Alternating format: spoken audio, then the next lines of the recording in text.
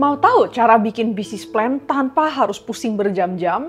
Nonton video ini sampai habis karena akan aku share cara tergampang untuk bikin bisnis plan untuk pemula.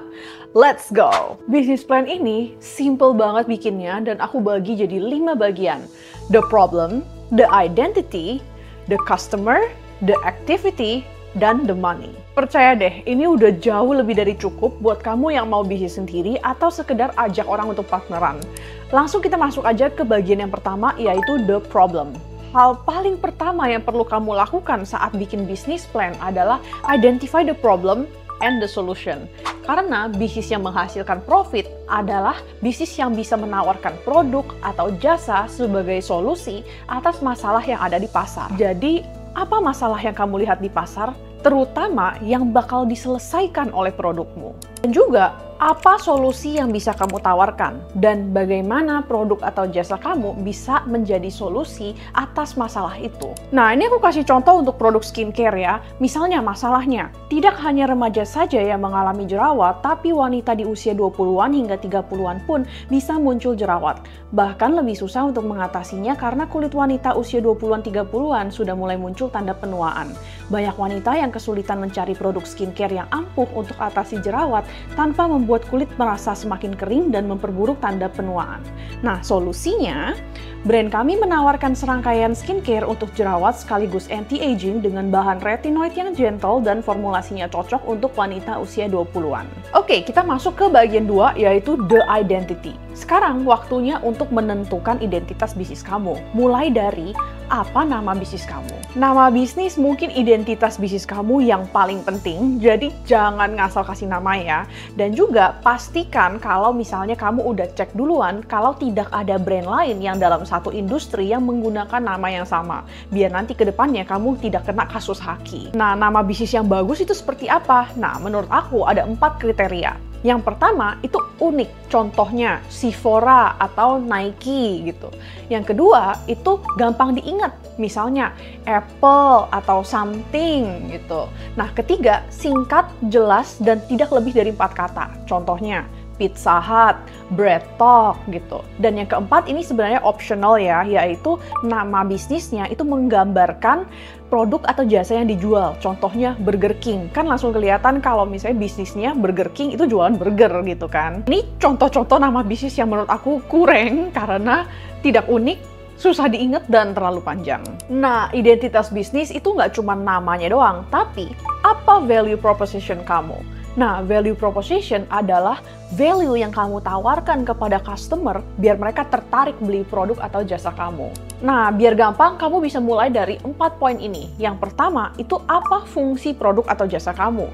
Contohnya, misalnya kamu jual itu pelembab muka. Nah, berarti fungsinya itu melembabkan kulit berminyak tanpa terasa berat gitu misalnya. Kedua, apa manfaat tambahan dari produk atau jasa kamu? Contohnya, gratis konsultasi atau mungkin membership. Ketiga, apa yang bikin produk atau jasa kamu spesial? Misalnya, vegan atau cruelty free. Dan keempat, apa faktor pembeda produk atau jasa kamu? Nah, ini bisa misalnya contoh, packagingnya cantik atau kamu memiliki cerita yang unik di balik brand kamu. Kalau kita ngomong identitas bisnis, kita nggak boleh lupa sama yang namanya visi dan misi. Nah, apa visi dan misi bisnis kamu? Semua bisnis itu butuh visi dan misi ya gitu, karena ini akan act as pedomannya bisnis kamu ke depannya arahnya mau kemana gitu. Dan juga ini akan bantu kamu untuk buat keputusan bisnis yang strategis dan sesuai dengan tujuan. Pertama, mari kita tentukan visinya bisnis kamu. Nah, visi itu adalah tujuan jangka panjangnya bisnis kamu. Dalam jangka panjang, kamu mau bangun bisnis yang seperti apa? Coba pikir dulu. Nah, kalimat visi yang baik itu singkat, jelas, padat. Jadi gak lebih dari 1 atau 2 kalimat. Tapi dia juga udah menunjukkan tujuan jangka panjang bisnis kamu dan juga menunjukkan apa saja yang dilakukan oleh bisnis kamu. Dan juga visi yang baik itu lebih dari sekedar kejar duit atau kejar profit. Contohnya seperti ini.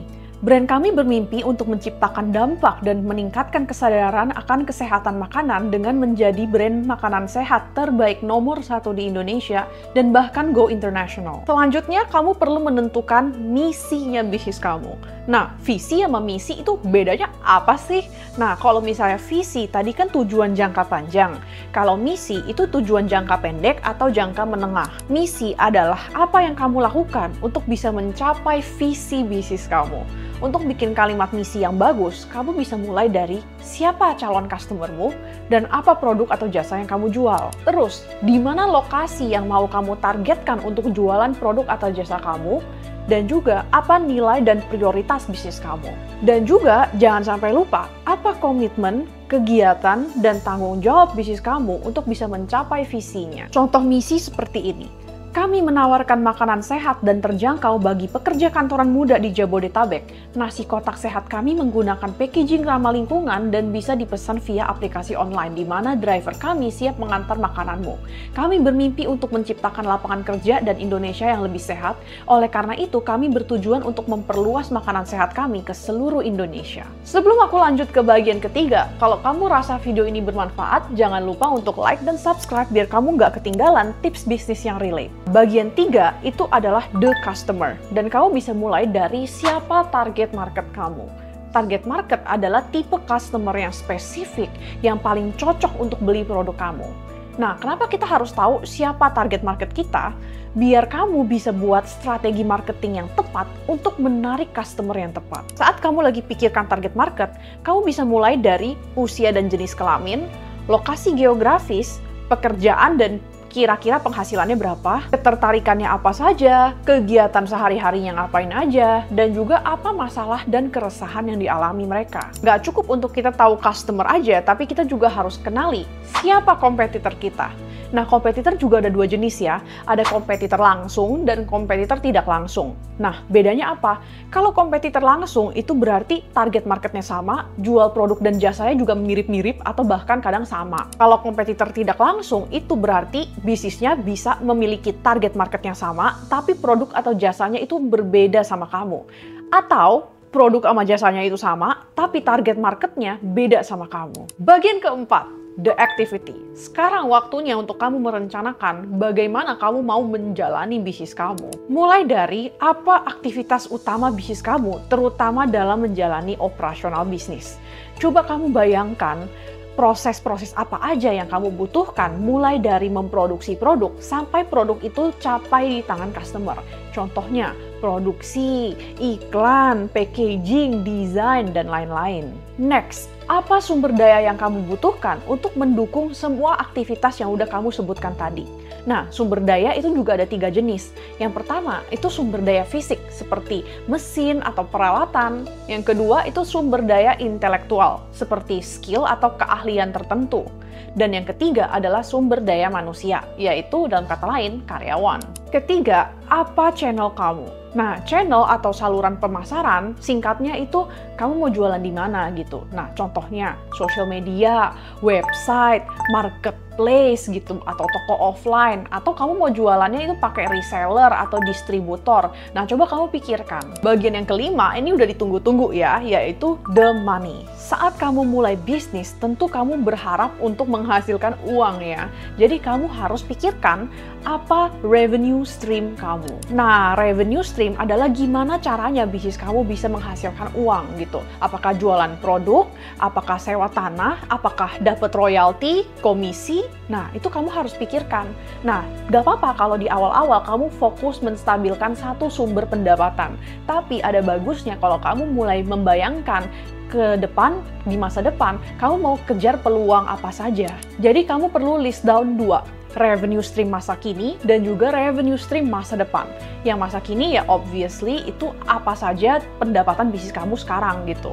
Dan untuk yang revenue stream masa depan, apa saja peluang yang bisa kamu eksplorasi di masa depan untuk menambah sumber pendapatan bisnis kamu di masa depan. Kita nggak hanya merencanakan gimana cara dapat duit, tapi kamu juga harus merencanakan biaya. Nah, apa saja cost structure kamu? Dan ini dibagi menjadi 2. biaya mulai, dan juga biaya operasional. Dalam biaya mulai, kamu rincikan ya biaya apa saja yang kamu butuhkan untuk bisa memulai bisnis kamu, seperti biaya izin, biaya domain website, pengembangan produk. Dan kalau biaya operasional berarti biaya apa saja yang kamu butuhkan untuk menjalani bisnis kamu, seperti gaji karyawan, sewa toko, dan lain-lain. Jadi kalau bisa dirangkum, poin-poin yang wajib ada saat kamu bikin bisnis plan sederhana adalah pertama, the problem, dan itu ada masalah market dan juga solusi atau produk kamu. Kedua, the identity, yaitu nama bisnismu, value proposition, dan visi dan misi kamu. Ketiga, the customer atau target market dan juga kompetitor. Keempat, the activity, yaitu aktivitas utama kamu, sumber daya yang kamu butuhkan, dan channel atau saluran pemasaran kamu. Dan kelima, the money, yaitu revenue stream dan juga cost structure kamu. Nanti kalau bisnis kamu udah jalan, kamu bakal ditantang skill manajemen keuangan. Nah, kalau kamu bingung gimana sih cara atur duit bisnis dan juga bisnis owner dapat duit dari mana, lanjut ke videoku yang ini karena udah aku share secara lengkap caranya bagaimana. Thanks for watching dan sampai jumpa lagi di videoku yang ini.